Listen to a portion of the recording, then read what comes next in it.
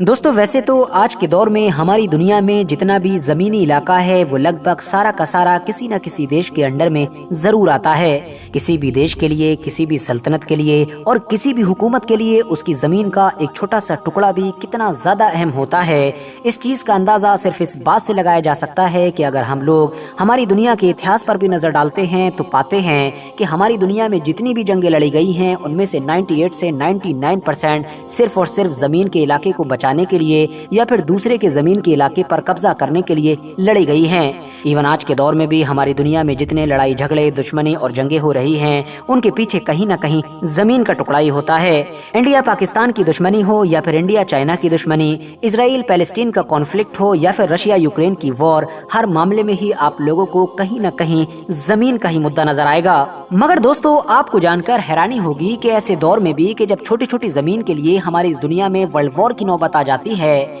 हमारी दुनिया में एक जमीन का बड़ा इलाका ऐसा भी है जो पूरी तरह से खाली पड़ा है। यानी वो बड़ा इलाका ना तो किसी देश के कंट्रोल में है और ना ही कोई देश उसको लेना चाहता है, बल्कि वो तो इस तरह से खाली पड़ा हुआ है कि कोई भी आम इंसान वहां जाकर क्लेम कर सकता है, अपना झंडा गाड़ सकता है, अपना नया देश अपने हिसाब से घोषित कर सकता है। हाँ दोस्तों, आप लोग बिल्कुल सही सुन रहे हैं और ये इलाका कोई छोटा मोटा नहीं बल्कि इतना बड़ा है कि सिंगापुर जैसे कई देश उसके अंदर समा सकते हैं। पर अब सवाल यही है कि आखिर ये अजीबोगरीब इलाका कहाँ पर मौजूद है और ये किसी भी देश के अंडर में क्यों नहीं आता है और आखिर अभी भी इसको कोई भी देश लेना क्यों नहीं चाहता है। तो दोस्तों सबसे पहले तो मैं आप लोगों को ये बताता चलूं कि इस इलाके को बीर तावील के नाम से जाना जाता है और ये अजीबोगरीब इलाका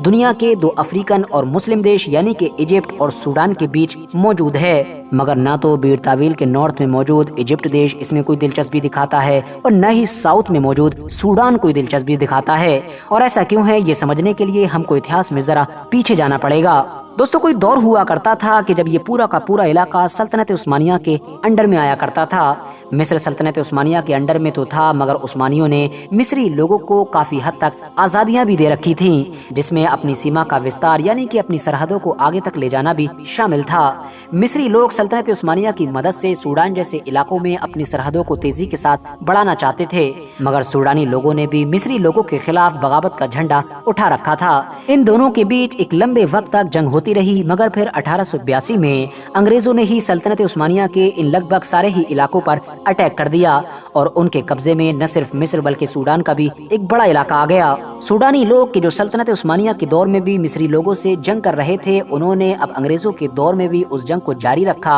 और हर तरह से कोशिश की कि वो अपने इलाके से बाहर की ताकतों को बाहर निकाल दें। एक लंबे वक्त तक चली इस जंग में आखिरकार मिस्री और अंग्रेजी लोग सूडानी लोगों को हराने में कामयाब हो गए और हराने के बाद फिर इन्होंने मिस्र और सूडान के बीच एक लंबा बॉर्डर खींचने का फैसला किया ताकि ये लोग सूडानी लोगों की बगावत को रोक सकें और जो इलाका इनके कंट्रोल में है उसको भी हमेशा महफूज रख सकें। मगर दोस्तों 1899 में अंग्रेजों की तरफ से सूडान और मिस्र के बीच खींची गई इस बॉर्डर लाइन में एक बहुत बड़ी प्रॉब्लम थी। प्रॉब्लम ये थी कि इस सीधी लाइन की वजह से बीर तावील नाम का एक इलाका सूडान के हिस्से में आ गया था। बावजूद इसके कि बीर तावील में जो लोग रहा करते थे वो कल्चर वाइज, खान पान में, जबान में, लैंग्वेज में, हर चीज में मिस्री लोगों की तरह हुआ करते थे। यानी एक तरह से आप कह सकते हैं कि वो मिस्री कबाइल लोग थे। वहीं इसके उलट एक हलाइब नाम का बड़ा सा इलाका मिस्र के इलाके में चला गया था, जबकि वहां पर रहने वाले जो लोग हुआ करते थे वो रहन सहन में, कल्चर में, कपड़े पहनने में, खान पान में, जबान में, हर चीज में सूडान के लोगों की तरह थे, बल्कि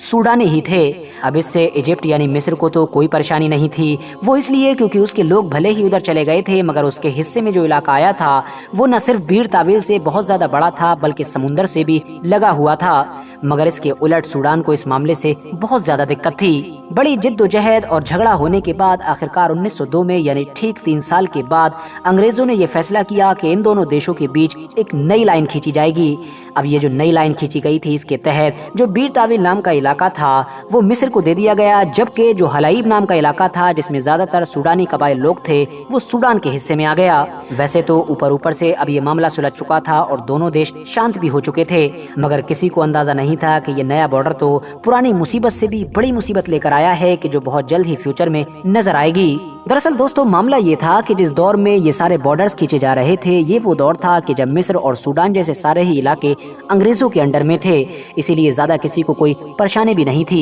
मगर जब दुनिया के दूसरे इलाकों की तरह ये दोनों देश भी आज़ाद हुए और दोनों ने अंग्रेजों से आज़ादी हासिल की, तभी इन दोनों के बीच अचानक से इन दोनों इलाकों को लेकर जंग शुरू हो गई। मामला ये हुआ कि जहां एक तरफ मिस्र ने यह दावा करना शुरू कर दिया कि 1899 वाली बॉर्डर लाइन को ही असल लाइन माना जाएगा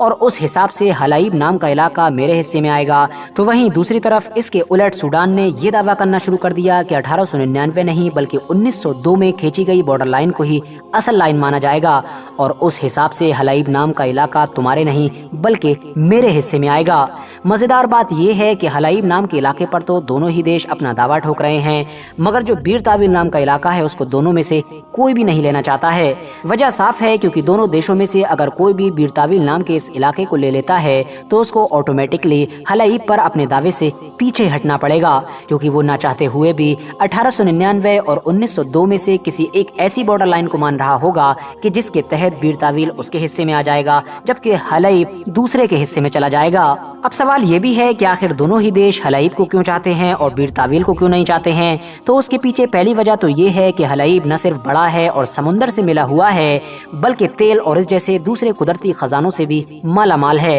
मगर इसके उलट बीर ताविल छोटा तो है ही, दूर दूर तक सिर्फ और सिर्फ रेगिस्तान नजर आता है, कोई भी कुदरत का खजाना मौजूद नहीं है, कोई भी इंफ्रास्ट्रक्चर नहीं है और अब तो वहाँ पर दूर दूर तक कोई आबादी भी नजर नहीं आती है। अब जैसा कि दोस्तों मैंने आपको शुरू में ही बताया था कि बीर ताविल नाम का इलाका ना तो आज के दौर में ये किसी देश के अंडर में आता है और ना ही कोई देश इसके ऊपर अपना दावा ठोकता है, इसीलिए आप भी जाकर इस पर दावा ठोक सकते हैं और अपना पर्सनल देश बना सकते हैं। मिसाल के तौर पर सन 2014 में ही एक अमेरिकी इंसान यहाँ पर पहुंचा था और उसने इसके ऊपर दावा ठोका था और बाकायदा अपना झंडा भी गाड़ा था और इसको नाम दिया था किंगडम ऑफ नॉर्थ सूडान। इसके बाद 2 रशियन लोग भी यहाँ पर गए थे और उन्होंने भी अपना झंडा गाड़कर यहाँ पर दावा किया था और नाम रखा था kingdom of middle earth. Even 2017 में तो एक इंडियन लड़का भी यहाँ पर पहुंचा था और उसने अपना पर्सनल झंडा यहाँ पर गाड़कर इस जगह पर दावा किया था और इसको नाम दिया था किंगडम ऑफ दीक्षित। दीक्षित दरअसल उस लड़के का सरनेम था। फिलहाल अगर आप लोगों को भी अपना एक पर्सनल झंडा बनाकर इस जगह पर जाने का मौका मिलता है तो आप लोग अपने इस नए देश का नाम क्या रखेंगे, मुझे कमेंट्स बॉक्स में जरूर बताएं। आज की अपनी वीडियो को हम यहीं पर खत्म करते हैं। वीडियो पसंद आने पर न सिर्फ वीडियो को लाइक करें बल्कि अपने फ्रेंड्स के साथ भी जरूर शेयर करें और इसी तरह की नॉलेजेबल और हिस्टोरिकल वीडियोस हमेशा देखने के लिए हमारे इस चैनल को सब्सक्राइब करने के साथ साथ बेल आइकन को भी जरूर प्रेस करें।